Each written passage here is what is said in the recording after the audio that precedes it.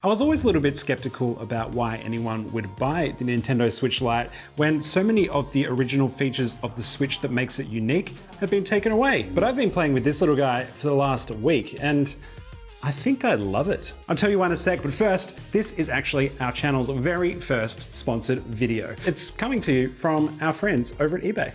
eBay Plus Weekend is coming up very soon, in which eBay will be offering 20% off almost all inventory on site for eBay Plus members. And why wouldn't you want to be a member?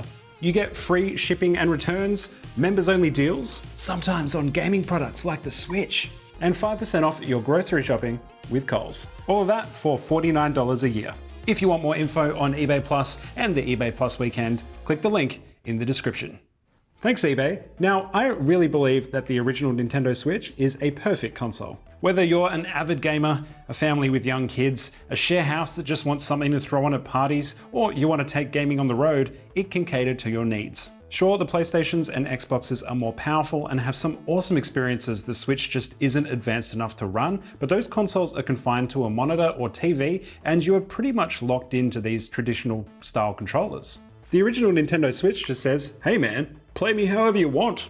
You can pull the sides off the Switch and use both sides as one controller, or you can turn it sideways and give half to another player, so now you've got two controllers. You could buy a Pro controller for the bigger games, plug in 20-year-old GameCube controllers for Smash Bros. The Joy-Cons also have motion controls like the Wii, the screen is a touch screen, oh, and of course, you can dock it to play on the TV, or you can pull it out and take it on the road. Essentially, the Switch just lets you play how you want without getting in the way. The Switch Lite ignores all of that, takes the insides of a Nintendo Switch and turns it into a pure portable gaming device. And yeah, it's great. It becomes immediately apparent when you pick the Switch Lite up. Unlike its predecessor, the Switch Lite is built with one focus in mind: portability. The Lite is 277 grams versus the original's 400 grams, which doesn't sound like a huge difference, but as soon as you start playing, that reduced weight feels really good in the hands.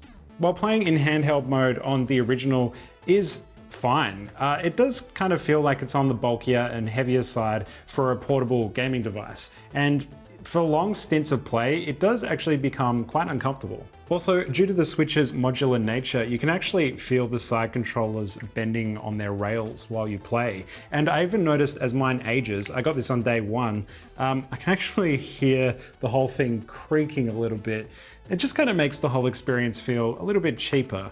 The Lite, on the other hand, feels like a cohesive and well-built device with no loose parts. For that alone, it's not only something that I want to hold in my hands for longer, it's something that feels like it could survive drops or being thrown around in bags many more times. Essentially, it's more kid-proof and more irresponsible adult-proof. I have to admit, after actually playing with this for a week, I kind of dig it. Like, it fits in my pocket, it feels really good to play, and I just can't get enough of this yellow. Has other colors too, but the yellow one's the best. That said, there are a couple of faults that I should tell you about. The screen is only 5.5 inches as opposed to the original 6.2 inches, which is noticeably smaller, especially when you consider most phones these days are much bigger than that. Yeah, sometimes I've felt myself bringing the Switch Lite a bit closer to my face than what is comfortable to hold, just so I could actually really make out the detail on some of the games that aren't really optimized for the smaller screen. I love Slay the Spire, but that text is just so tiny.